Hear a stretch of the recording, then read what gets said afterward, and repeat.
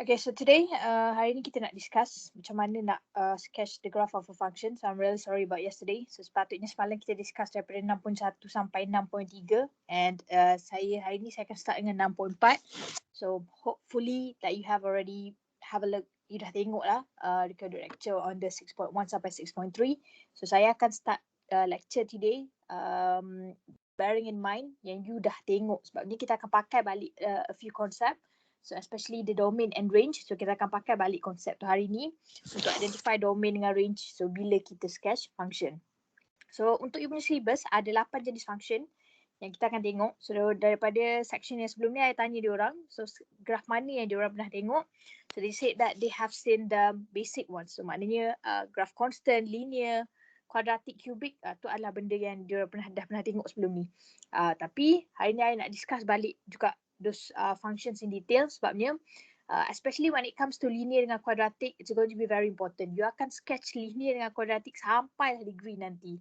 And I noticed that students sampai degree pun tak erti macam mana nak lukis graph quadratic. And it's going to be, I tak nak. I don't want that to happen to you. So I want you to have a very good basic when it comes to sketching graphs. Okay, so the 8 function yang kita akan discuss, so kita takkan sempat cover everything today. So hari ni kita akan cover sampai cubic saja, and the rest kita akan cover esok. So today we're going to have a look at the constant graph, linear graph, absolute value, quadratic, dan juga cubic. And esok kita akan sambung dengan rational, exponential dengan logarithmic. Sebabnya I tak nak sambung yang ni terus, because they are going to be new concept. So I nak bila kita discuss ni, so kepala you still fresh. Okay, let's start with the notation. So sebelum kita start dengan sketching the function, so I nak you clear dulu. So apa notation yang kita akan pakai. So in term of the notation, okay, katakanlah ada dua function kat sini. Function yang pertama adalah f of x sama dengan x tambah 2. So function yang kedua adalah y sama dengan t tambah 2. So my question is that, so kalau I lukis dua-dua graf ni, bentuk dia sama ke tak? So are they going to be the same ataupun tak sama? So which one? Tak sama. Tak sama? Sama. Okay. Ada benda yang sama, ada benda yang tak sama. Okay, for those yang cakap sama, yes, dia akan bentuk, in term of bentuk, dia akan jadi sama. So, so katalah saya lukis this graph. So this is going to be my axis for this one. This is going to be the axis for this one. So bentuk dia is going to be the same. So dua-dua akan jadi, graph dia adalah bentuk yang exactly sama. Okay, but there will be slight difference between them. Kenapa? Sebab kalau tengok dekat function ni, kita pakai variable yang berbeza. Function kita ni untuk function yang pertama, so kita pakai f untuk represent our function. And untuk function yang equation yang kedua, kita pakai y untuk represent kita punya function. So apa implication dia? Okay, implication dia adalah, so that will affect our vertical axis. Nama axis saja berubah sebenarnya bila kita tukar variable. Untuk function yang pertama, so saya punya axis ni vertical axis, axis yang tegak tu, so dia adalah f. And untuk function yang kedua, so kita punya vertical axis adalah bersamaan dengan y. So variable yang belah kiri tu akan menentukan nama kita punya vertical axis. And variable di sebelah kanan, so which is x for the first function, t for the second function, so dia akan menentukan nama of your horizontal axis. Sorry, this is going to be x and the other one is going to be t. So ni sahaja dia punya application. So tak kisahlah you pakai variable apa sekalipun. So benda yang berubah hanyalah nama axis sahaja. Tapi katakanlah dia still function yang sama. So automatically bentuk dia akan retain sebagai bentuk yang sama. So jangan takut yang kata okay you dah biasa pakai x dengan f dengan y. So kalau tiba-tiba dapat function dalam bentuk t ataupun p ke, tiba-tiba you rasa you tak boleh lukis. No. So actually it's going to be exactly the same idea. Yang berbeza hanya nama axis sahaja.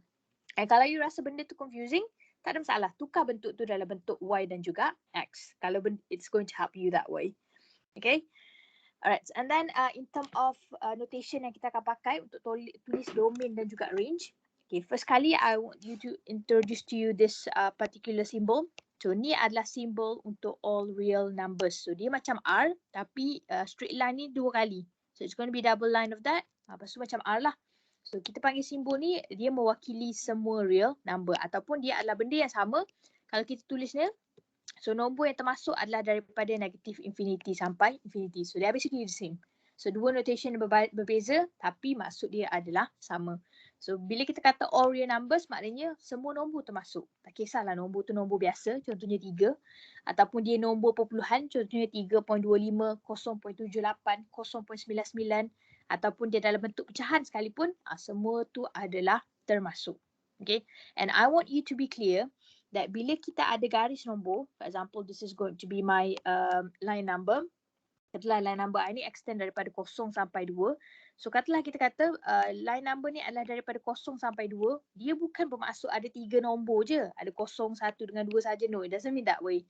Tapi bila kita ada line number, semua nombor dekat atas line number ni pun adalah termasuk dalam kita punya function. And bila I kata semua nombor, maknanya kalau kat sini ada 0.25, 0.11, 0.11 tu pun part of our number.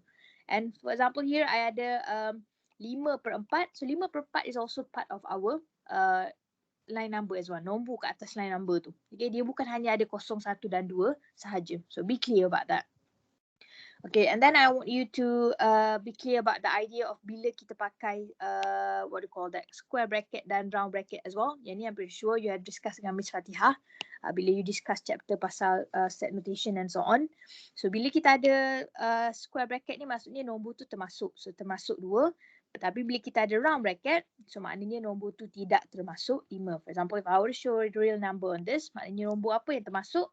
So nombor yang termasuk adalah nombor daripada 2. 2 termasuk sampailah nombor yang paling dekat dengan 5. So 5 tak termasuk, tapi nombor yang paling dekat dengan dia, contoh dia nombor dia adalah so 4.9999999. Tak tahulah ada berapa decimal place. Nombor yang paling hampir dengan 5 termasuklah nombor tersebut. Tapi 5 tak masuk. Okay, itu adalah notation ni maksud dia. So 2 sampai 5 tapi tak termasuk 5. Okay, and then kita ada juga simbol yang mana kita pakai curly bracket. So apa maksud dia kalau kita pakai curly bracket? So maksud dia adalah hanya nombor 1 dan 2 sahaja adalah part of our set numbers. Maknanya nombor yang di antara dia, contohnya kalau 1 dengan 2 ni nombor antara dia ada 1.5, 1.9. Nombor tersebut tak termasuk. Dia hanya strictly hanya nombor 1 dan nombor 2 sahaja. So bila kita nak stresskan nombor tersebut, so kita pakai curly bracket. Itu adalah varieties bila nak pakai square bracket, round bracket dan juga curly bracket. So setiap bracket tu dia membawa maksud yang berbeza. So you have to be very careful with that.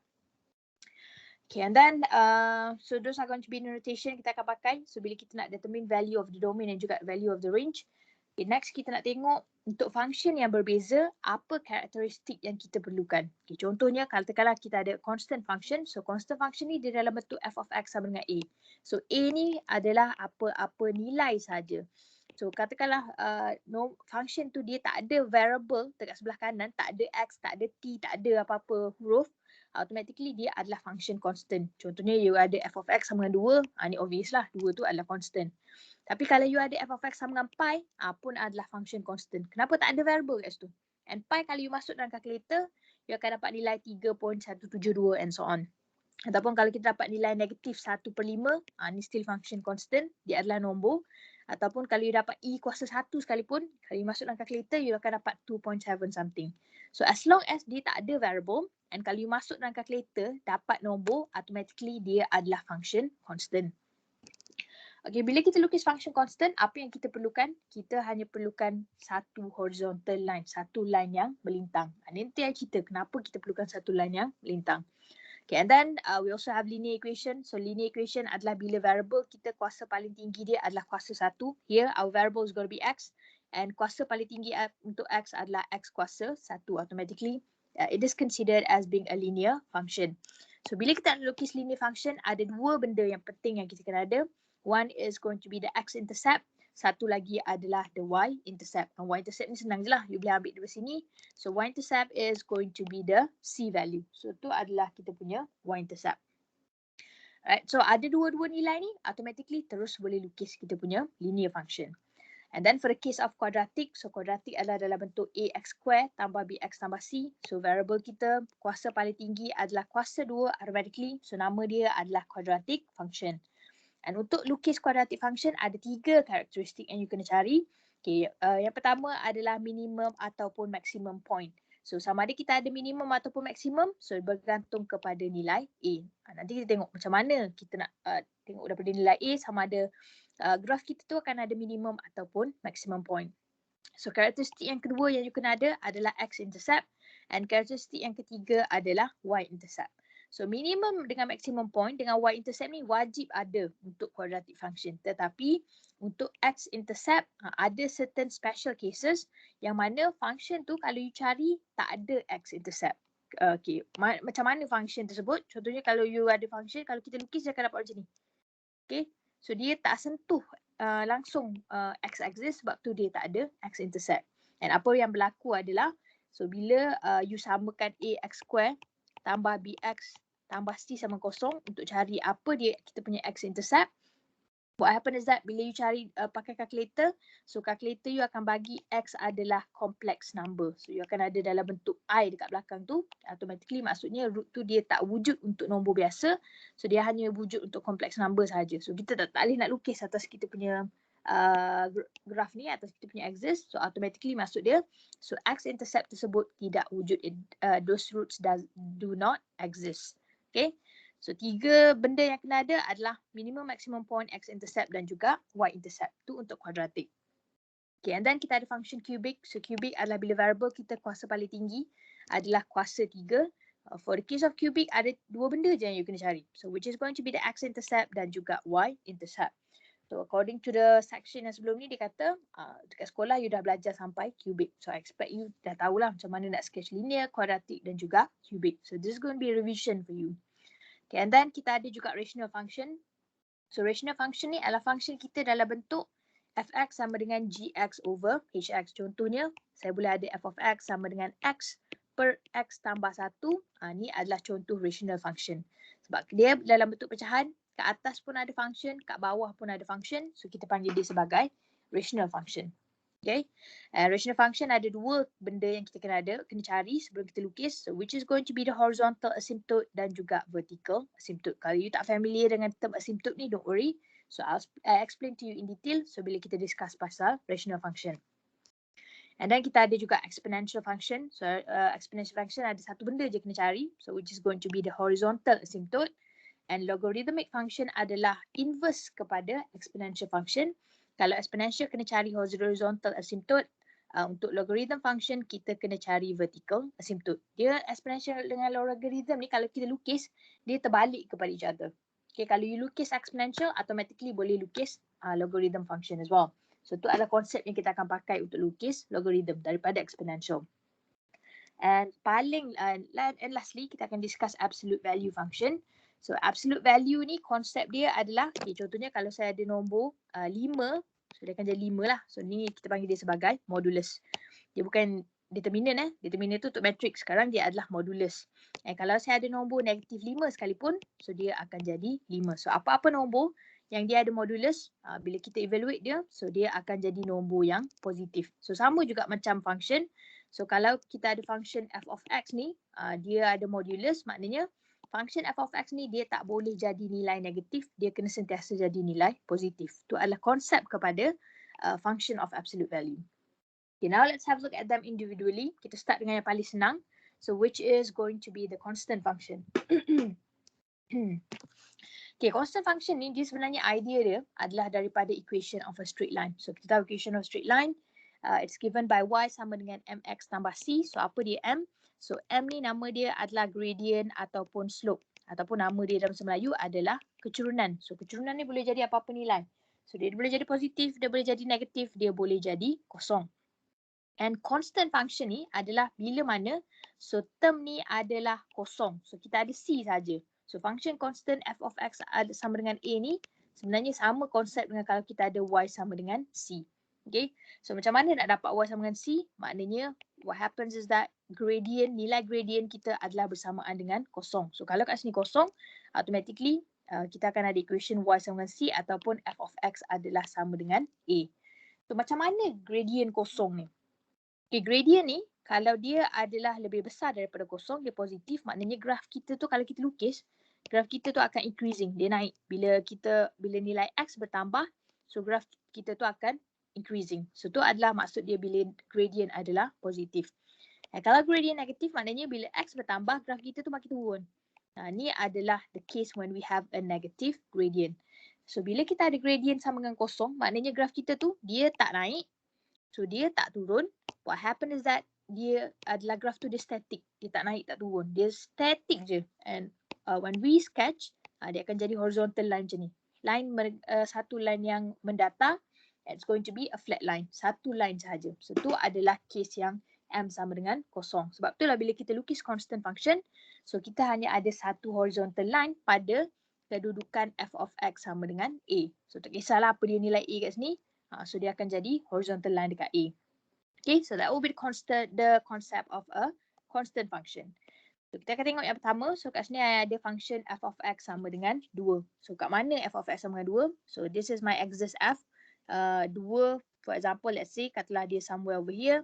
And all we have to do adalah lukis straight line dekat f of x sama dengan 2. So ni adalah kita punya function. That's it. Tu je yang you kena buat. Okay.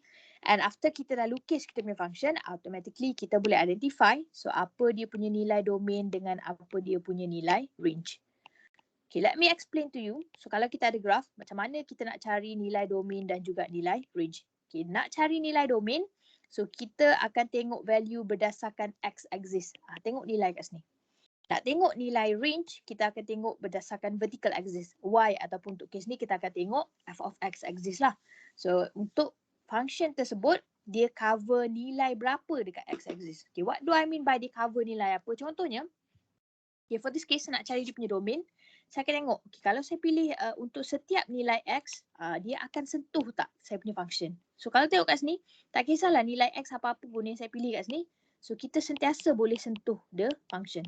Okay, so apa maksud dia? So maksud dia adalah, so domain untuk kes ni adalah semua nombor pada paksi x. So dia adalah all real numbers. So tu adalah kita punya domain. Sebabnya tak kisah nilai x apa sekalipun yang saya pilih, so kita punya domain tu dia akan sentuh graph tu at one point. Okay, so tu adalah macam mana nak identify domain. Okay, range pula, kita akan tengok nilai pada axis yang menegak. So kalau kita tengok pula pada axis yang tegak ni, f of x axis for this case, dia tak sentuh semua nilai tau. So kita tengok kat sini.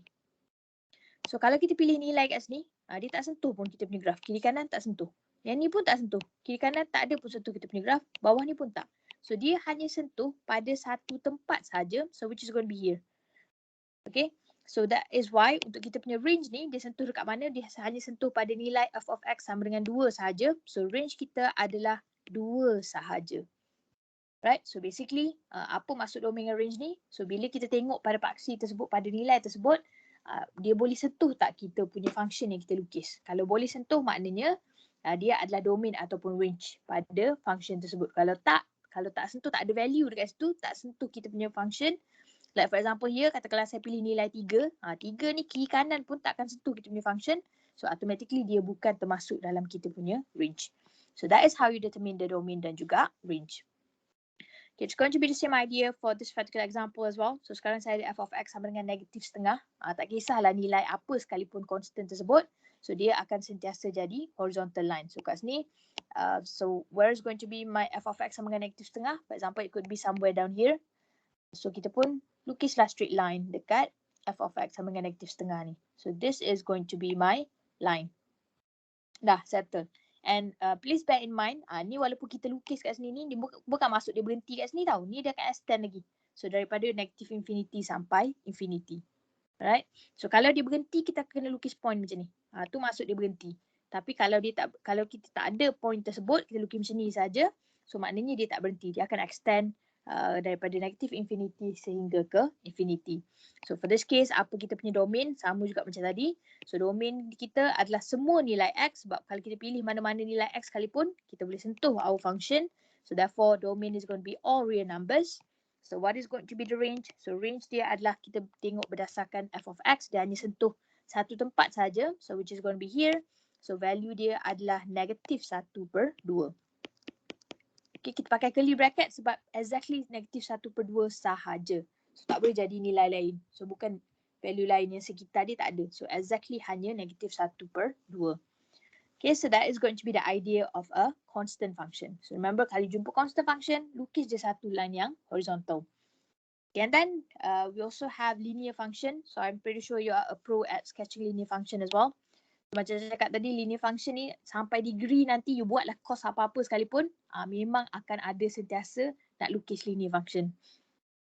Okay, for the case of linear function, ada dua benda yang kita kena ada in order to sketch for linear function. One adalah the x-intercept. So the other one is going to be the y-intercept. So as long as you ada dua point ni, automatically you can always sketch your linear function. So f of x adalah sama dengan mx tambah c. Ni adalah konsep, a general formula untuk equation of a straight line. So m apa dia m? As I mentioned to you just now, m adalah slope ataupun gradient, kecurunan. And then we also have c. So c adalah one of the components, so which is going to be the y-intercept. So kita nak tahu nilai y-intercept, tengok apa dia nilai constant yang sorang-sorang yang kat dalam function tersebut. Yang dekat ujung sekali tu. Okay, now let's have a look at the first example. So kat sini ada function f of x adalah sama dengan 3x tolak 1. Okay, apa information yang kita ada kat sini? So information yang pertama adalah kita tahu m sama dengan 3. So graf kita ni kalau kita lukis dia, so graf kita ni sepatutnya dia increasing, dia naik. And then the second information that we have adalah nilai c adalah bersamaan dengan negatif 1. So kalau dia ada negatif kat sini, you jangan buat-buat tak nampak pula. So nilai dia adalah c sama dengan negatif 1. So kita pun dah ada dah information kita. So y-intercept berapa nilai dia? Dah ada. So dia akan ada, kita akan ada y-intercept pada koordinat 0, negatif 1. Okay.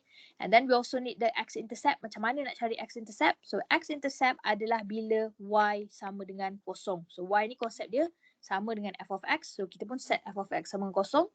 So 3x tolak 1 sama dengan 0. So maknanya x adalah bersamaan dengan 1/3. So x-intercept kita adalah pada kedudukan 1/3, 0. So graf ni akan potong x-axis pada nilai x sama dengan 1/3. So bila ada dua information ni, automatically kita boleh lukislah kita punya function. So y-intercept 0, negatif 1. So it's going to be somewhere down here, 0, negatif 1. And x-intercept 1/3, 0. Okay, so katakanlah nak letak kat sini. So ni adalah 1/3, 0. And graph you ni tak payah ikut scale sangat. So bila kita kata sketch, term sketch ni maksudnya kita nak tengok roughly bentuk saja. Dia tak payah betul-betul scale yang betul. Kita just nak tengok sama ada graph tu naik ke turun ke, apa jadi pada nilai ni. Dia tak payah betul-betul ikut scale. Okay, so bila you dah ada dua-dua titik ni, so all we have to do adalah kita nak kena sambung kedua-dua titik ni. So sambunglah kita punya x-axis dengan y-axis. Okay, so this is going to be kita punya straight line. Saya betulkan sikit. Okay, so this is going to be our straight line. So ni adalah graf y sama dengan 3x tolak 1. Dan kita boleh check lah sama ada betul ke tak kita punya graf. So berdasarkan the fact that nilai m adalah sama dengan 3. So graf ni sepatutnya dia meningkat, dia increase. Macam mana nak tahu dia increase ke decrease? Tengok bila nilai x bertambah, so graf ni naik ke turun. So maknanya dia ke arah kanan. So graf ni bila ke arah kanan, so daripada kiri ke kanan dia naik macam ni. Okay, so maknanya ni adalah graf ni adalah increasing. So sesuai lah dengan equation yang gradient dia nilai dia adalah bersamaan dengan 3. And pintasan y dia adalah pada negatif 1. Okay, so now that we're done sketching, kita boleh determine dia punya domain dan juga range. Okay, boleh tak siapa-siapa bagi saya idea? So what is going to be the domain of this? Apa nilai domain for this function?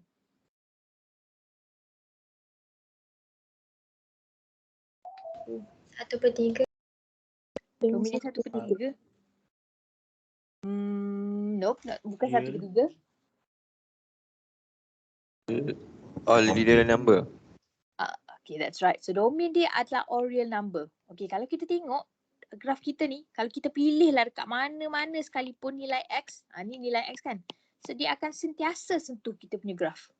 Okay, so kita punya function yang line yang kali hijau yang kita lukis tu. So that is why, okay, apa kita punya domain? So domain dia adalah all real number. Ataupun kalau kita tengok daripada segi equation, domain ni adalah nilai apa yang kita boleh ganti dekat x kat sini. And for this case, kita ada function macam ni, dia tak ada restriction.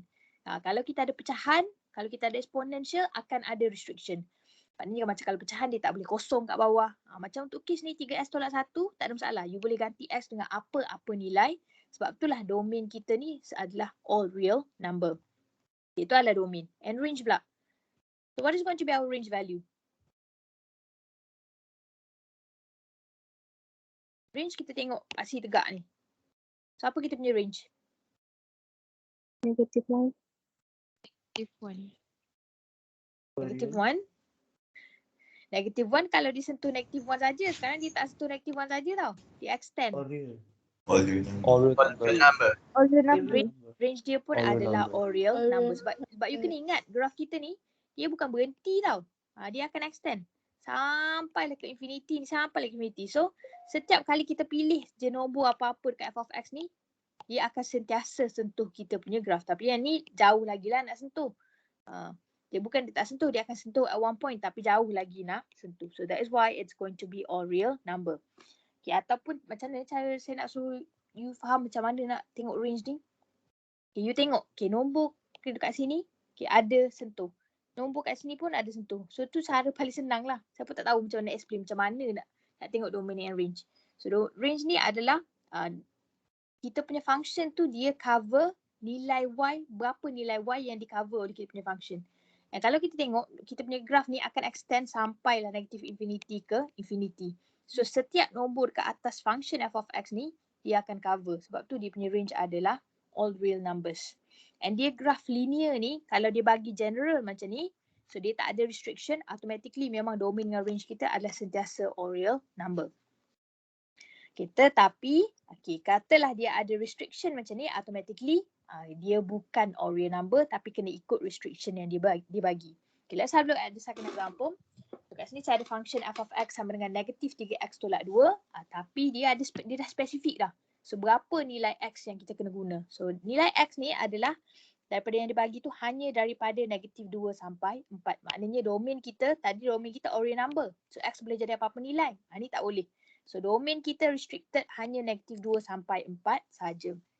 Okay, kalau kita dapat graf yang macam ni sebenarnya kita punya calculation lagi senang. Kita hanya kena pilih, kita dah tahu lah, dia akan start dekat x sama dengan negatif 2. Graf ni akan berhenti dekat x sama dengan 4. So apa yang kita boleh buat adalah, so kita boleh cari koordinat untuk kedua-dua titik tersebut. So kita pun ambil lah nilai yang paling kecil dan yang paling besar. Dia akan start dekat x sama dengan negatif 2. So apa koordinat y bila x sama dengan negatif 2? So f of x ni basically sebenarnya adalah y. So kita punya koordinat y ataupun f of negatif 2 adalah sama dengan negatif 3 kali negatif 2 tolak 2. So ganti je kat sini, x kita sekarang nilai dia adalah negatif 2.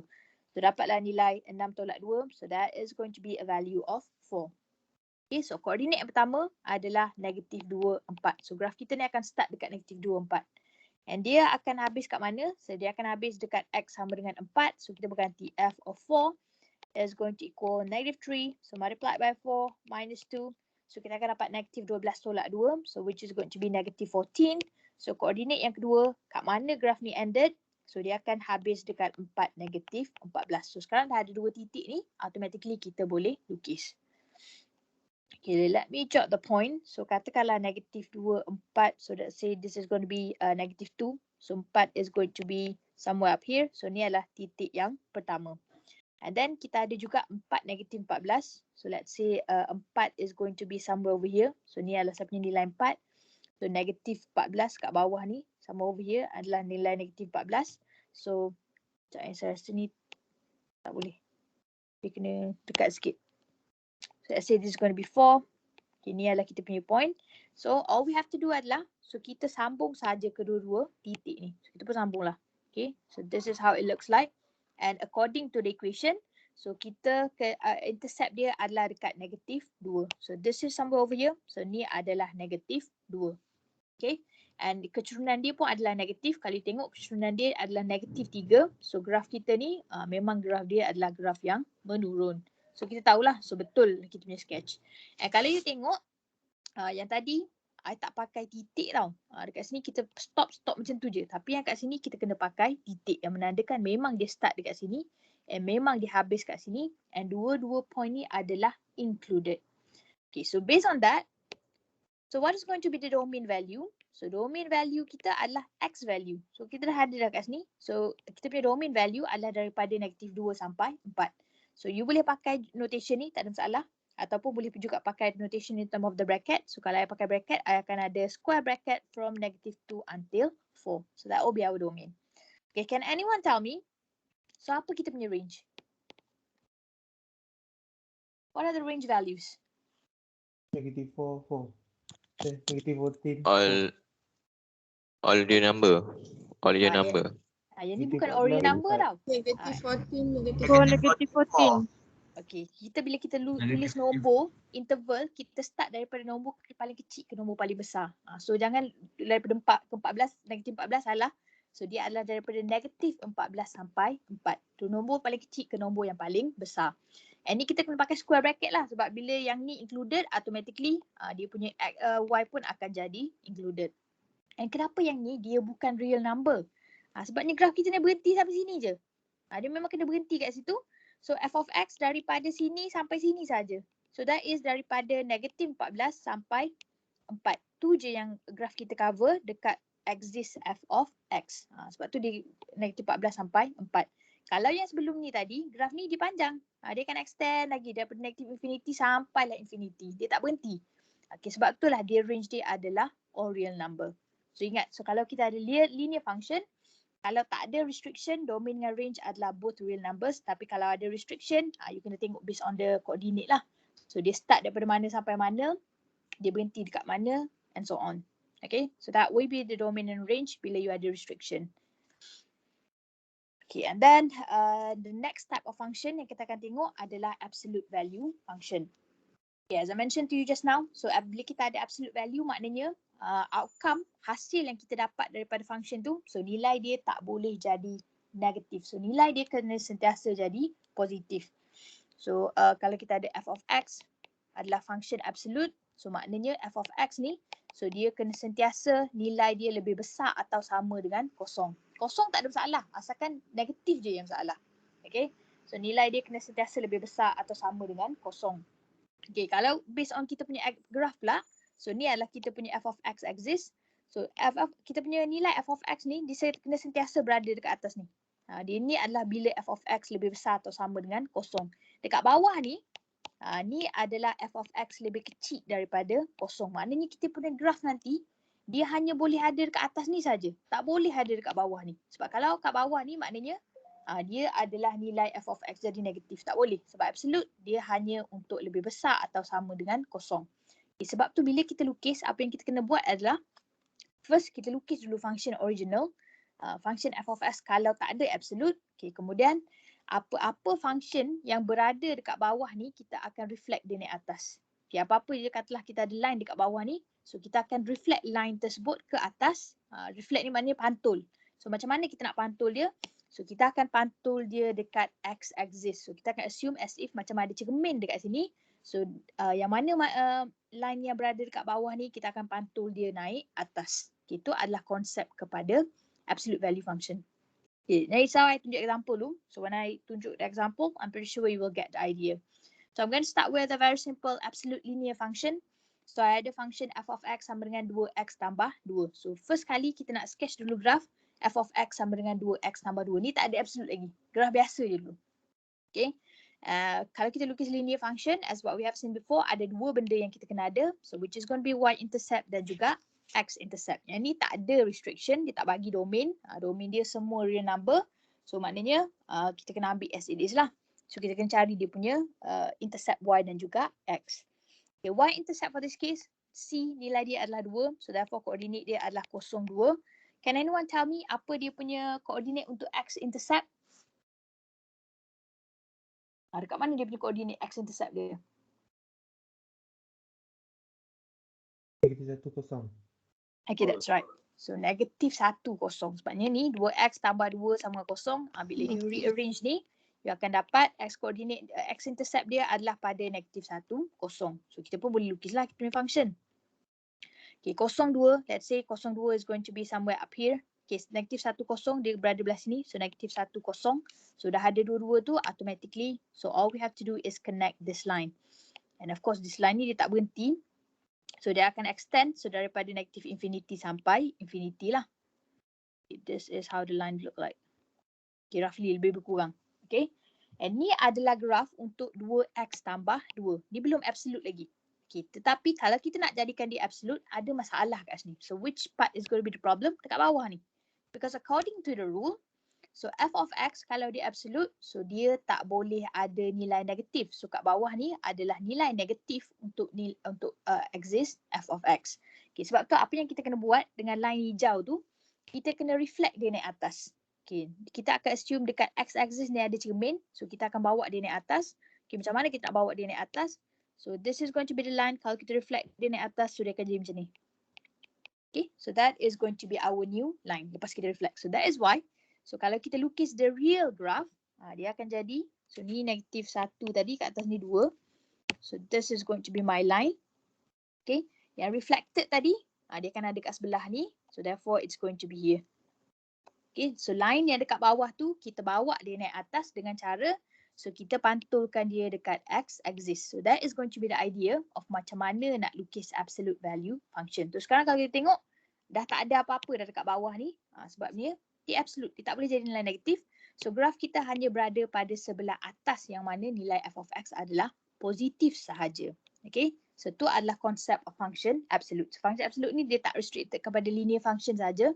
So dia boleh jadi kuadratik, boleh jadi apa-apa function. Even exponential pun, logarithm pun kita boleh jadikan dia absolute. So apa yang kita kena buat adalah apa-apa yang kat bawah tu reflect dia naik atas. Okay, now let's have a look at the domain and range. Okay, apa dia punya domain? What will be the domain value? Real number. Okay, so domain dia adalah all real numbers. Remember, yang ni extend dia ni, dia tak berhenti ni. Dia extend sampai infinity. So walaupun kat sini nampak macam tak ada, tapi sebenarnya bila dia extend lagi, akan ada dekat sini. So therefore, so dia punya domain adalah all real numbers. What about the range? 0, infinity. That's right. So kalau you tengok nilai paling kecil dekat axis f of x ni, dia start dekat sini. So dia daripada kosong, termasuk ke tak? Yes. Kosong termasuk sebab ni dia termasuk kita punya intercept. And dia akan extend sampai infinity. So range dia adalah daripada kosong sampai infinity. Okay. So that is going to be our domain dengan range for this case. Okay, tunjuk lagi satu example. So dia still adalah konsep yang sama. Tapi sekarang kita ada negatif x tolak 1. So apa kita punya y-intercept adalah kosong negatif 1. And what is the x-intercept? Apa koordinat dia punya x-intercept? 1, 0. Okay, so dia akan jadi negatif 1, 0. Ni adalah kita punya x-intercept. So kita pun dot lah dekat sini, mana negatif 1. So this is going to be our kosong negatif 1. Dekat bawah ni kita punya intercept. And negatif 1, 0 is going to be somewhere over here. So this is our x-intercept. So macam biasa, so kita akan sambung kedua-dua titik ni. Okay, so kalau sambung lebih kurang macam ni lah. So this is going to be the shape of our graph. And kita boleh sentiasa check betul ke tak kita lukis. So based on nilai gradient. Kat sini nilai M dia adalah negatif 1. And graph ni patut turun. And yes, the graph is actually going down, decreasing. Okay, tetapi bila kita nak lukis absolute function, tak boleh ada line dekat bawah ni. So line ni kita kena reflect dia naik atas kat mana kita punya cermin. Cermin kita kat sini. Dekat dia, kita punya x-axis. So therefore kalau kita reflect dia naik, dia symmetric. Symmetric tu maksud dia kalau kat bawah ni negatif 1, bila kita reflect naik atas, kat sini kedudukan dia adalah bersamaan dengan positif 1. So therefore, kita punya line akan jadi macam ni. Ini adalah kita punya line lepas kita dah reflect. And jangan tinggal you punya graph macam ni. So yang mana yang ada kat bawah tu padam lah. So I'm going to erase this part. So macam mana kita punya absolute value graph. So this is going to be our absolute value graph of absolute of negative x tolak 1. So macam biasa, tak boleh ada apa-apa kat bawah. Everything is going to go on the top part. So apa kita punya domain? Sama juga macam tadi. So the domain for this case adalah all real numbers. Sebab ni akan extend daripada negative infinity to infinity. And what is going to be the range? So range dia, kalau kita tengok dia punya f of x axis ni, paling kecil dekat sini. So which is going to be a value of 0. So termasuk sebab ni adalah kita punya intercept. And dia akan extend sampai infinity. Okay, so that will be the domain and range for the case of this absolute value function. So step nombor 1 adalah lukis graf yang biasa.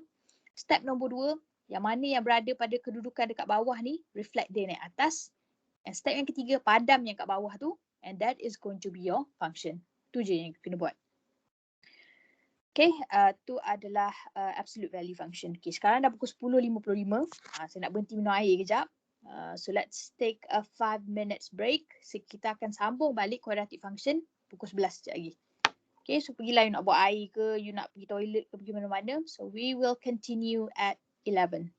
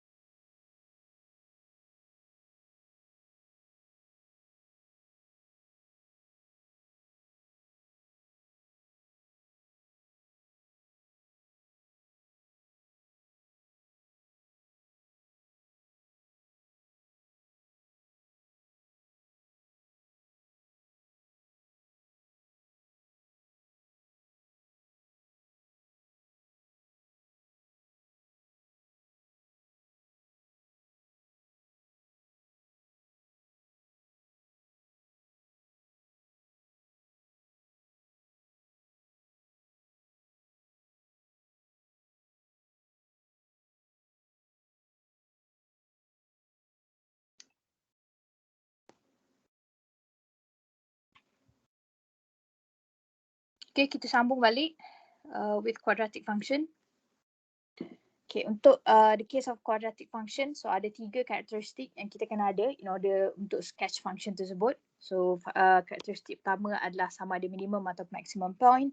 And then we need the y-intercept dan juga the x-intercept. Tapi y-intercept ni tak ada masalah sebab for the case of quadratic function, so kita punya y-intercept adalah nilai c dalam function tersebut. So kalau you tengok function tu, yang mana ada constant yang tak ada variable, constant by itself tu, tu adalah kita punya value of y-intercept.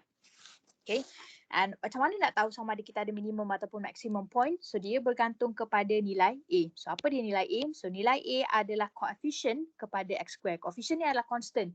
Constant yang kita darab dengan variable tu nama dia adalah coefficient. So A adalah coefficient kepada x square. So kalau nilai A adalah lebih besar daripada kosong, maksudnya A ni nilai dia adalah positif. So kita akan ada graf senyum. Automatically kalau ada graf senyum, maknanya you akan ada minimum point. Okay. And the other way around, oppositely, so kalau A lebih kecil daripada kosong, so maknanya nilai A adalah negatif. So kita akan ada graf masam. So kalau kita ada graf masam, maksudnya kita akan ada maximum point. Okay. So tu adalah cara macam mana you nak determine kita ada minimum ataupun maximum point. Okay, how to find the minimum ataupun maximum point? Okay, ada 2 cara macam mana nak cari minimum ataupun maximum point. Sebab you dah pernah belajar dah sebelum ni. Macam mana nak cari minimum, macam mana nak lukis quadratic equation. I'm pretty sure you dah ada specific method yang you selesa. So saya tak ada masalah. So saya akan bagi you choice. Ada 2 choice macam mana nak cari minimum or maximum point. So pakailah mana-mana yang you rasa you are familiar with ataupun you rasa kalau you pakai method ni confirm nilai dia akan jadi betul. So ada 2 cara.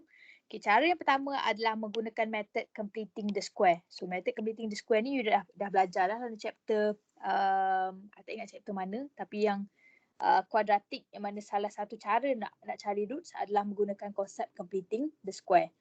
Okay, ni adalah contoh form yang mana function kita dah dalam bentuk completing the square. So dia akan jadi dalam bentuk macam ni lah.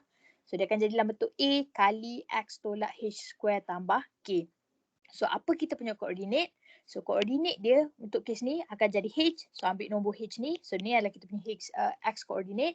And nombor kat belakang tu K. So that is going to be our Y koordinat. So H dengan K tu akan jadi kita punya koordinat untuk minimum ataupun maximum point. Okay, tetapi you kena be very careful. Ada condition yang kita kena satisfy bila kita nak identify nilai H. You kena make sure depan H tu nilai dia adalah negatif. Baru boleh ambil nilai H tu. Kalau nilai dia positif, you kena ubah sikit function tu, you kena manipulate sikit function tu, jadikan dia negatif, barulah kita boleh ambil nilai H. Okay, what do I mean by that? So, I had prepared 2 example kat sini. So, these are going to be my example. Katakanlah, lepas you dah buat completing the square, so this is how the function looks like.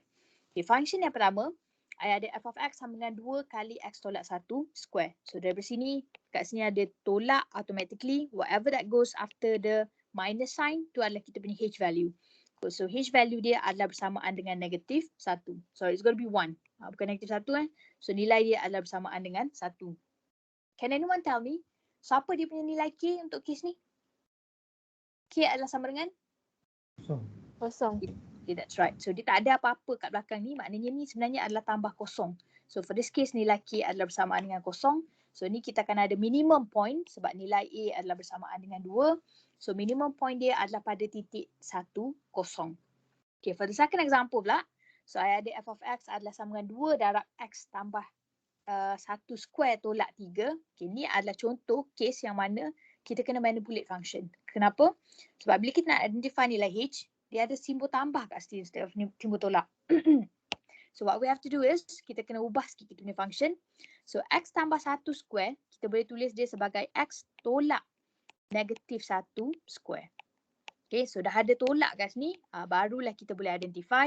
So apa kita punya nilai H? So for this case, our H value adalah bersamaan dengan negatif 1. So that is why for this case, so kat mana kita punya minimum point? So minimum point dia adalah pada koordinat negatif 1, negatif 3. Ni jangan lupa pula negatif kat sini. So K tu value dia adalah negatif 3. So therefore, minimum point dia adalah pada negatif 1, negatif 3. Right? So kalau you dah buat completing the square, tu adalah cara macam mana kita nak identify nilai H dan juga K. Tetapi my suggestion is that only use this method kalau you terror buat completing the square. So if you are confident with your completing of square skill, okay, pakai method ni. Okay, tetapi kalau you rasa you struggle nak buat completing the square ataupun you pakai formula and calculation dia panjang, so I would strongly suggest you untuk pakai method yang kedua, so which is using the formula. So macam mana kita nak cari koordinat kita punya minimum atau maximum point? Kita pakai formula saja. So what is going to be the x coordinate? S coordinate formula dia adalah negative b per 2a. Maknanya daripada you punya equation, identify nilai b, identify nilai a, ganti kat dalam ni. So whatever value that you get, so that will be the x coordinate. Sebab equation kita adalah bentuk ax square tambah bx tambah c. Coefficient kepada x square adalah nilai a. So constant yang kita darab dengan x tu adalah nilai b. So ganti kat situ, so dapat koordinat x. Okay, macam mana nak dapat koordinat y? Ataupun koordinat f of x, ni adalah you ganti masuk saja. So nilai x, apa jadi dengan nilai y bila nilai x adalah nilai tersebut. So you evaluate function tersebut, so you dapatlah apa dia koordinat y. Okay, don't worry, I'll show you in a bit. So I'm going to start with my first example. I'm going to start dengan function f of x sama dengan negative x square tambah 8x tolak 3. So I'm going to show you two example. So example yang pertama ni I akan pakai cari koordinat pakai formula. Example kedua nanti I akan pakai completing the square. So just to get you to experience apa beza antara kedua-dua method tersebut. Okay, for this one, okay, first kali apa yang kita kena identify bila kita dapat function, kita kena imagine macam mana bentuk dia. And for this case, apa dia nilai A? So nilai A adalah bersamaan dengan negatif 1. So that is going to be our coefficient of x square. So kita tahu graf ni akan jadi graf masam. Okay, so kita akan ada maximum point dekat sini. Right, so first, let's find the maximum point. So I akan start dengan cari coordinate of x. So coordinate of x according to the formula at the top adalah negative b per 2a. So kita pun identify lah. So apa dia nilai b? For this case, nilai b adalah bersamaan dengan 8. So saya pun gantilah dia adalah negatif 8 per 2 kali a. So which is going to be negative 1. So bila kita simplify dapat negatif 8 per negatif 2. So that is going to be a value of 4. So dah dapat dah koordinat pertama x. So nilai dia adalah bersamaan dengan 4. So sekarang nak cari koordinat yang kedua. So which is going to be the y coordinate. So f of x ni sebenarnya sama juga dengan y. So benda sama cuma kita pakai simbol je berbeza. So bila kita nak cari nilai y ni, maknanya kita gantilah. So nilai y pada kedudukan x sama dengan 4. Saya pun gantilah. X tu semua sepatut jadi 4. So it's going to be negative 4 square tambah 8 kali 4 tolak 3. Pakailah you punya calculator. So negative 16 tambah 32. So that is going to be a 16. So 16 minus 3. So that is going to be a 13. So ni agak je. I tak sure betul ke tak. Tolong kira betul ke tak 13? Betul. Okay, so I dapat nilai koordinat yang kedua adalah 13. So therefore what happened is that, so kita punya maximum point adalah pada kedudukan koordinat 4, 13. Okay, so that is the first information. Okay, the second information yang kita kena ada adalah the y-intercept. Tapi macam saya cakap tadi, y-intercept ni senang sebab dia adalah nilai c. And for this case, kita punya nilai c adalah bersamaan dengan negatif 3. So koordinat dia untuk kita punya y-intercept adalah pada kedudukan 0, negatif 3. So that will be the y-intercept. And x-intercept, so concept of y-intercept ni adalah bila y sama dengan 0. So you pun set lah the whole equation equals 0. So kita kan ada negatif x square tambah 8x tolak 3 sama dengan 0. So kena cari apa dia punya root. So remember, so dia hanya ada intercept kalau root yang you dapat tu adalah real number. Tak kisahlah dapat perpuluhan ke, dapat nombor biasa ke, dapat nombor pecahan ke. As long as dia bukan complex number. Kalau dapat complex number yang ada I kat belakang tu, automatically root tersebut tidak wujud, tak ada x-intercept. Okay, boleh tak siapa-siapa kira masuk dalam calculator? So apa dia punya roots value for this? So x sama dengan?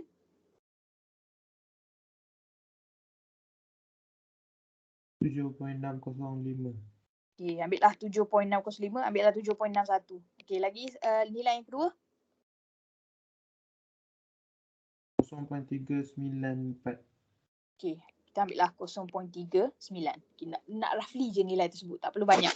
Okay, so therefore sekarang kita dah ada all the information, dah ada maximum value, dah ada y-intercept, dah ada x-intercept, automatically kita dah boleh start lukis. Okay, pertama sekali I nak spot kedudukan maximum value dia dekat 4, 13. Okay, so 4, 13. Okay, ni I dah lukis masa saya buat notes tadi. So let's say somewhere over here. Okay, ni adalah 4, 13. So that is going to be the position of our maximum value. Okay, our y-intercept dekat 0, -3. So somewhere over here, ni adalah -3. So tu adalah 0, -3.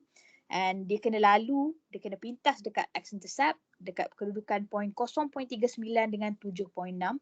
So nombor ni akan 4 ni akan ada kat tengah-tengah lah. So ni adalah 0.39 and somewhere over here adalah 7.61. And graf kita ni, dia adalah graf masam. So you pun lukis lah. Ni kalau I lukis sendiri buruk. So I lukis macam ni. So this is how the graph looks like. So ni I extend sikit ni atas. Ni I turun sikit kat sini. I'm pretty sure that you're better at sketching this graph than I do. Kalau I lukis sendiri memang takkan keluar macam ni lah. Sebenarnya tak kisah. Kalau you lukis tak smooth pun, it's not a big deal. Remember, this is a sketching. Kita nak tengok roughly je macam mana bentuk dia. So tak perlu pakai pembaris yang curve and so on tu. Okay, so just nak tengok roughly je bentuk dia macam mana. Right, so based on our calculation, so ni adalah bentuk kita punya graph. Okay, so lepas dah identify, so this is going to be our graph. So the next thing selalunya, kalau dalam soalan exam, dia akan suruh you lukis and then dia suruh you identify nilai domain dan juga nilai range. Okay, now can anyone tell me, so apa nilai domain for this case? All real number. Okay, that's right. Untuk case ni, domain dia adalah all real number. So memang nampak macam kosong kat sini. Tapi remember, graph kita ni akan extend. So at one point dia akan bertemu juga dekat bawah ni dengan koordinat X tersebut. Ataupun kalau kita tengok in term of equation kita ni, ada restriction tak untuk nilai X kat sini? Tak ada. So sebenarnya kita boleh ganti nilai X kat sini dengan apa-apa nilai sahaja. So sebab tu, so domain kita X adalah all real numbers. Okay, in term of range pula. So apa nilai kita punya range? Negative infinity 13. Okay, that's right. So kat sini dia akan extend ni, dia bukan berhenti.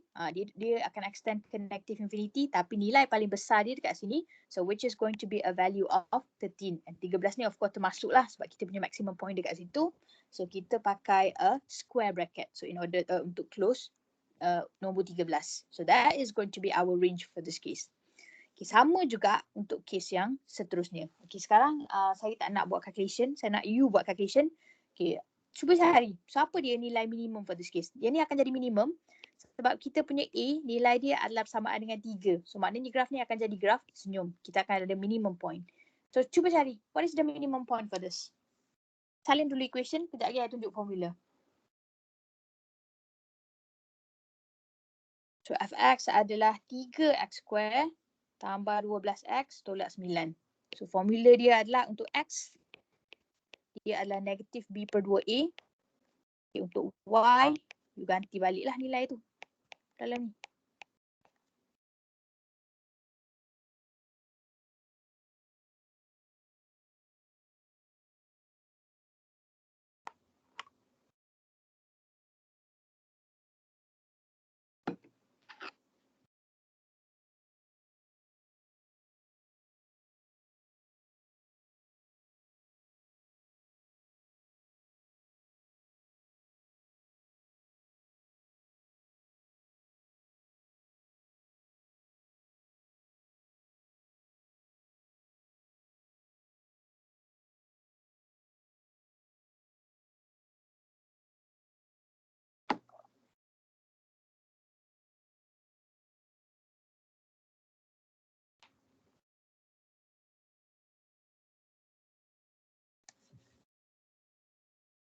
Okay, ada siapa-siapa dah dapat dia punya x coordinate?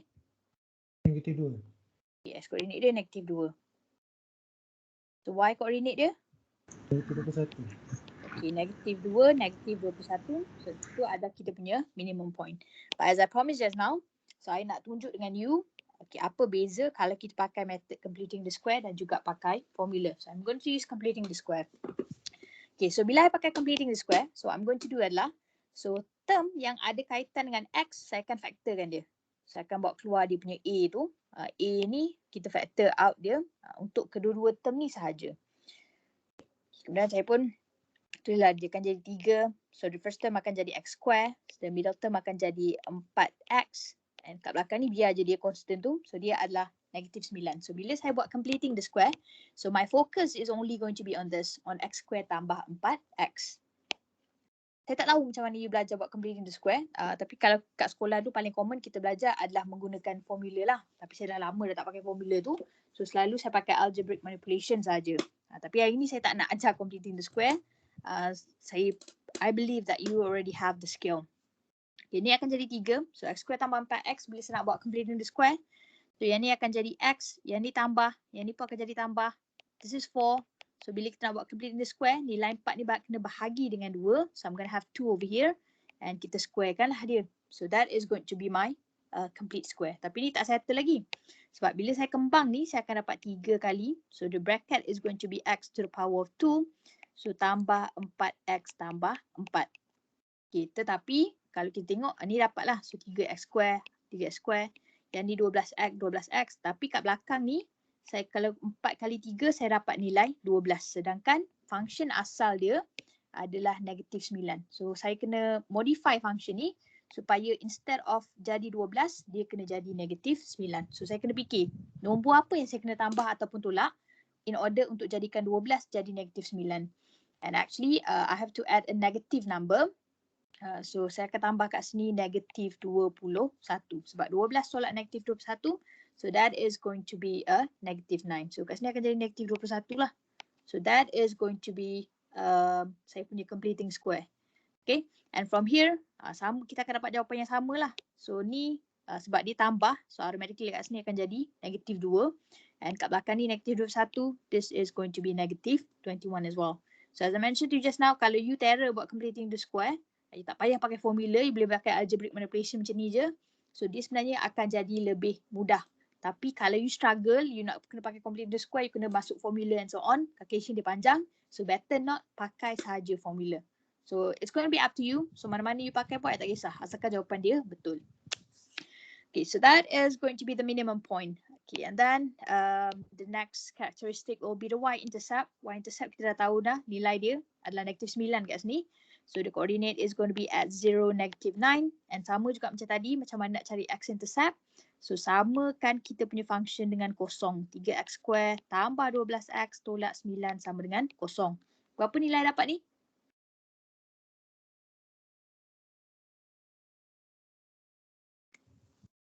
Yang ni tak boleh factorize biasa ni. Dia akan dapat nombor dalam bentuk perpuluhan. 0.645. Okay, 0.645 kita bubuh lah 0.65. Okay, yang kedua? Negative 4.65. Okay, negative 4.65. Okay, itu adalah kita punya root yang kedua. So dah ada semua information. So kita pun boleh start lukis. And remember, so graf kita ni akan jadi graf senyum sebab A nilai dia adalah positif. So kita pun jot down lah koordinat tu. So negatif 2, negatif 21. So dekat mana? So let's say ni adalah negatif 2. So negatif 21 is going to be somewhere down here. Ni negatif 21. So kita punya coordinate is going to be somewhere here. Okay, and then dia punya intercept 0, 9. So 9 katalah kat sini. So kena atas sikit. So ni adalah 0, negatif 9. And then dia kena sentuh dekat x-axis pada 2 tempat. Satu pada 0.65 dengan negatif 4.65. So let's say somewhere over here adalah 0.65. Yang kat belakang ni adalah negatif 4.65. Okay, and then kita buatlah curve tu. So it's going to be like this. Kena sentuh sini, sentuh sini. Okay, so this is going to be my quadratic function. Okay, so basically, so this is how the graph should looks like. And of course, benda yang kena buat lepas tu adalah tulis dia punya domain dan juga range. Untuk quadratic function sama juga macam linear. Kalau kita tak ada restriction, dia tak ada kata x kena lebih besar daripada sini, kena lebih kecil daripada nombor ni, automatically domain dia adalah sentiasa real number sebab dia boleh jadi apa-apa nombor. But in term of the range, ni kena tengok lah. So in term of the range ni, apa dia punya range untuk saya punya graph ni?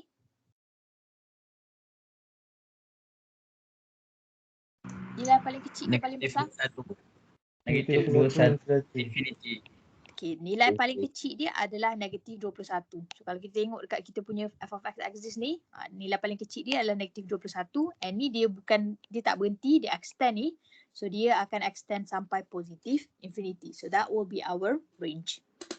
Okay, itu quadratic. And last kali yang kita nak discuss today, so it's going to be a cubic function. Ni last dah. Okay, cubic function tu pun sama juga idea dia macam quadratic. So dia macam mana bentuk dia akan ditentukan oleh nilai A. Tapi sekarang A dia A lain lah. So A untuk cubic function dia adalah koefisien kepada X kuasa 3. So A ni sentiasa kita pakai dia untuk symbolize koefisien kepada variable dengan kuasa yang paling tinggi. So that's going to be our A value. So kalau nilai A kita adalah positif, lebih besar daripada kosong, so graf kita bentuk dia akan jadi macam ni. So roughly kalau kita nak tahu macam mana dia akan jadi, graf ni akan naik, dia akan turun at one point and dia akan naik balik. So ni adalah the case bila A kita lebih besar daripada kosong. So bila A lebih kecil daripada kosong ataupun nilai A adalah negatif, so you punya graf ni akan turun, so naik and then turun balik. So that will be the difference antara A lebih besar daripada kosong ataupun A lebih kecil daripada kosong. Selalunya cara saya ingat, kalau lebih besar daripada kosong dia naik dulu. So kalau lebih kecil daripada kosong dia akan turun dulu. Okay. Right, so let's have a look at the first example. Okay, tapi sebelum tu, for the case of cubic function ada dua benda yang kita kena ada. So which is going to be y-intercept. Tapi y-intercept ni tak ada masalah sangat sebabnya y-intercept ni sentiasa adalah value of d. So sama juga masa konsep kuadratik tadi. So nombor yang seketul by itself yang tak ada variable tu. So tu adalah kita punya y-intercept. And then kita also need to find the x-intercept. Macam mana nak cari x-intercept? So semua nombor ni kita akan set dia sama dengan kosong. Tadi di quadratic function kita ada dua roots sebab x kuasa 2. Sekarang bila kita ada x kuasa 3 maknanya kita akan ada 3 roots. Okay, saya ada dua contoh yang berbeza. Saya nak start dengan example nombor 2. Okay, example nombor 2, saya ada f of x sama dengan negatif x cube tolak 2x square tambah x tambah 2. Okay, what is going to be the y-intercept? Okay, kat sini apa nilai d? D adalah bersamaan dengan 2. So we can write straight away, y-intercept dia adalah 0, 2. And then kita nak cari dia punya x-intercept. So all we have to do adalah set the whole equation sama dengan 0. So negatif x cube tolak 2x square tambah x tambah 2 sama dengan 0. Carilah dia punya roots pakai calculator. Tak payah nak buat calculation by hand. Okay, can someone tell me so apa dia punya roots for this case? Ada 3 altogether.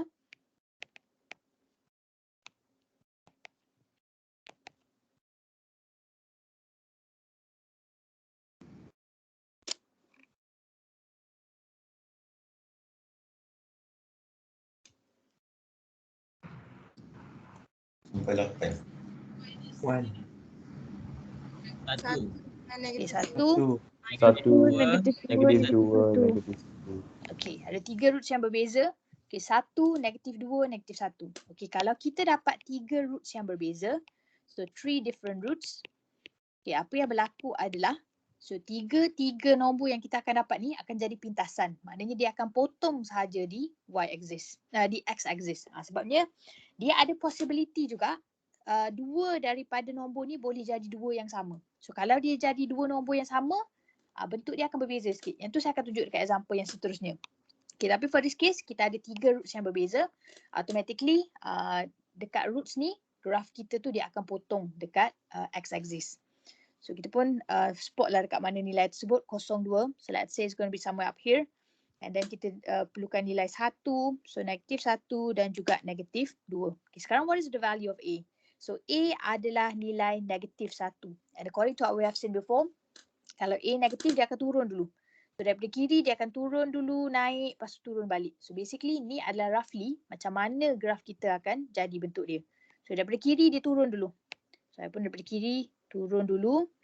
Okay, dia pintas kat sini and turun balik. So basically that is how the graph is going to look like. Okay. Bila dah settle ni, okay, I pun nak determine. So what is going to be the domain dan juga the range. So what is going to be the domain value? Apa nilai domain?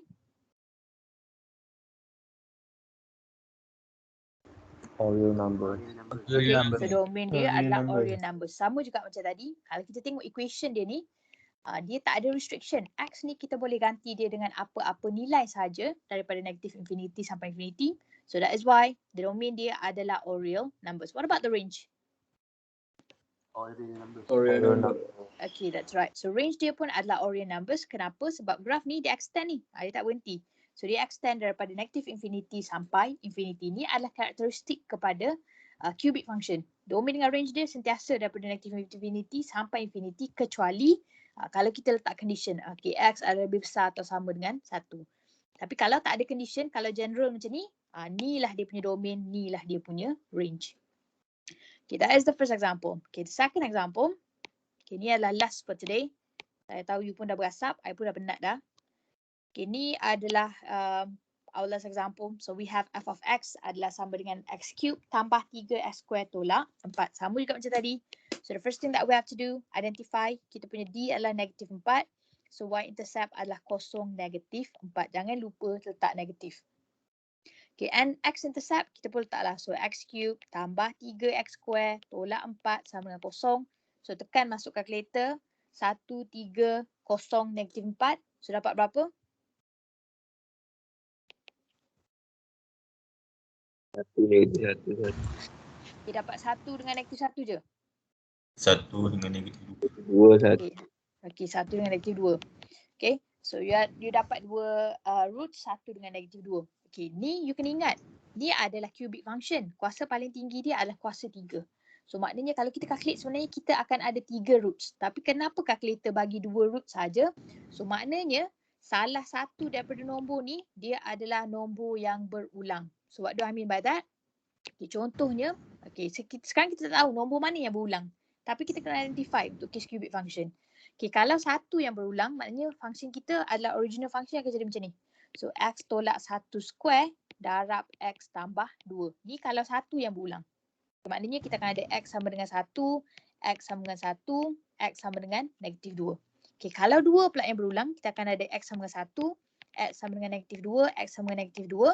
So kita punya function akan jadi x tambah 1 darab x tambah 2 square. So sekarang kita nak tahu yang mana satu sebenarnya yang berulang. Adakah 1 ataupun negatif 2. So apa yang kita boleh buat adalah kita boleh macam try expand. Jangan expand betul-betul. Just try to figure out. Kalau kita expand, yang mana satu akan jadi kita punya function. So which one? 1 ke 2 akan jadi sama dengan ni? 2. Okay, that's right. Betul. So function yang kedua akan jadi expand, baru jadi macam kita punya function yang sebenar. Okay, kenapa saya cakap jangan expand betul-betul? Okay, expand yang square ni je. Okay, kalau kita expand, x akan jadi x kuasa 2. 2 kali 1 kali negatif kali x, jadi negatif 2x. Okay, 1 kuasa 2, so dia akan jadi 1. So kalau you tengok, nombor last akan jadi 1 darab dengan 2. 1 darab 2 dia jadi 2. Tapi masalahnya kat sini kita ada negatif 4. Automatically yang ni bukan kita punya function. Kita punya roots bila kita tulis dia dalam bentuk roots. Okay, tapi yang ni kalau kita kembang dia, dia akan jadi x square tambah 4x tambah 4. 1 kali 4. Barulah. Ni salah ni. Ada salah negatif ni. So dia seperti x tolak 1. So ni akan jadi. So negatif 1 kali 4. Barulah dapat nilai negatif 4. So sekarang kita tahu yang mana satu kita punya roots. Roots kita yang ni. Yang kat bawah ni. So yang mana satu nilai yang berulang. So nilai yang berulang adalah negatif 2. Negatif 2 ni yang ada 2 kali. Okey, apa implication dia kalau kita ada nilai yang berulang dalam kita punya cubic function? Okey, kalau kita ada nilai yang berbeza, kalau kita tengok tadi, so nilai yang berbeza ni, kita punya x intercept tu dia lintas saja, dia akan potong. Dia akan potong pada 3 tempat. Okay, tetapi kalau kita ada roots yang sama, apa yang berlaku adalah pada titik ni kita akan ada turning point. So apa dia turning point? So turning point tu adalah minimum ataupun maximum point. So dia bukan nilai paling besar atau paling kecil untuk keseluruhan graf, tak. Tapi kita panggil dia sebagai local maximum ataupun minimum. So dia akan jadi curve macam ni lah. Sama ada maximum ataupun minimum. Dekat pada titik tersebut. Okay, let's see kalau kita lukis macam mana, how the graph is going to look like. Okay, draw axis dulu. This is going to be my axis. So ni adalah x, ni adalah f of x. Bila lukis graf, jangan lupa label you punya axis. Okay, kita punya koordinat kosong negatif 4. Let's say negatif 4 is going to be somewhere over here. And kita ada 2 intercept, 1 dan juga negatif 2. 1 and ni adalah negatif 2. Okay, dekat mana tadi yang repeated? Dekat sini yang repeated. Okay, so dekat repeated ni, dia tak akan potong saja, tapi dia akan ada minimum ataupun maksimum bergantung kepada bentuk graf tersebut. Okay, sekarang berapa nilai A? So nilai A adalah bersamaan dengan 1. So bentuk dia kalau ikut apa yang saya discuss tadi, so kalau A sama 1 dia akan naik dulu. So graf kita akan jadi macam ni, naik, turun, naik. So therefore what happens is that bila kita lukis ni dia akan jadi macam ni. So daripada kiri dia akan naik, dekat sini dia akan jadi local maximum. Dekat sini dia potong, dekat sini pun dia potong. Tapi dekat sini dia bukan potong saja, tapi dia akan ada curve sama ada maksimum ataupun minimum. Sebab kat sini adalah repeated factor. Kita panggil factor yang sama tapi kita dapat dia lebih daripada sekali. Itu adalah implication kepada dia punya graph. So bila kita ada repeated factor. So ingat kalau dia adalah roots yang berbeza, dia potong saja. Tapi kalau repeated factor kita akan ada turning point. Okay, so tu sahaja beza dia. Okay, before we end, ada apa-apa soalan according to what we have discussed today? Kita dah berasap semua. Okay, kalau tak ada soalan, I'm going to stop right here. And kita akan sambung esok. So esok I nak discuss lagi 3 function. So we have another 3 that you haven't seen before. So which are the rational, exponential dan juga logarithmic. Yang ni tak boleh discuss sekarang. Sebab kalau I discuss sekarang, you akan pening sebab you have seen so many already. So, I rasa cukup lah untuk hari ni. Okay, tomorrow we are going to start with rational function. And doakanlah I punya pencil, I punya Apple Pencil ni okay esok. Supaya kita boleh have it. Okay, I'll see you guys tomorrow guys. Bye, have a good day. Thank you, madam. Thank you, madam. Thank you, madam. You're welcome. Thank you, madam. Thank you, madam.